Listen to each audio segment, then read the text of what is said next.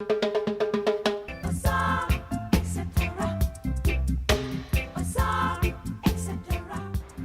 Évreux, capitale de l'Eure, la signature du maire sortant s'affiche partout.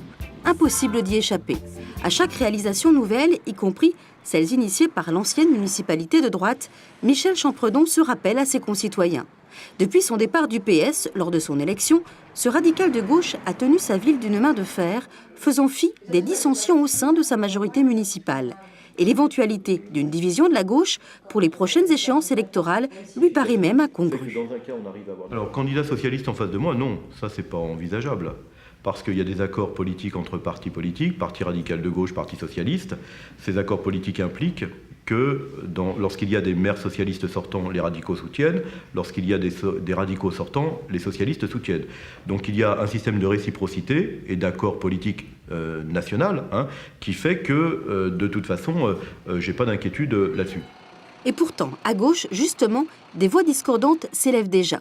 D'anciens frères ennemis socialistes sont en embuscade, prêts à bouleverser l'ordre des choses, comme Rachid Mameri, conseiller régional socialiste, qui s'était finalement retiré in extremis lors des dernières municipales. Les socialistes décideront. Ce qui me fait peur avec la décision des partis socialistes, c'est que actuellement, les socialistes d'Évreux, ça représente 60 personnes.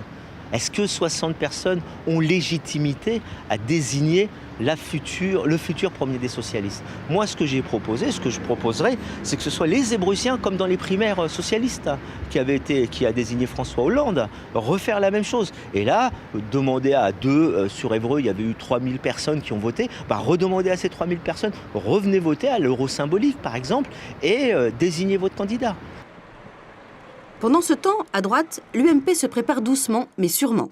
Bruno Le Maire, leader naturel du parti dans la région, tient pour l'instant à son siège de député de l'Eure et s'est déjà prononcé contre le cumul des mandats. C'est donc naturellement l'ancien maire d'Évreux, Jean-Pierre Nicolas, qui s'apprête déjà à repartir en campagne de reconquête. C'est une ville que je connais par cœur, c'est une ville dans laquelle je me suis fixé avec ma famille il y a 30 ans. J'y vis tous les jours et je me désespère de voir dans quelle spirale négative est en train d'entraîner la municipalité actuelle. Donc j'ai l'intention de participer et j'ai bien vu les déclarations de Bruno Le Maire. Je lui ai proposé que nous nous rencontrions de manière à ce que nous ayons une union la plus forte possible, la plus large possible pour reconquérir cette ville.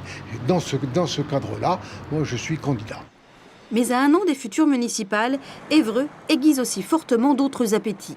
En plus du Front National et du Front de gauche, d'autres formations politiques pourraient bientôt déposer des listes. Reste à savoir avec quelle personnalité et sur quel programme, dans une ville où le centre urbain et ses commerçants avouent ces derniers temps avoir parfois eu l'impression d'être délaissés au profit des quartiers périphériques.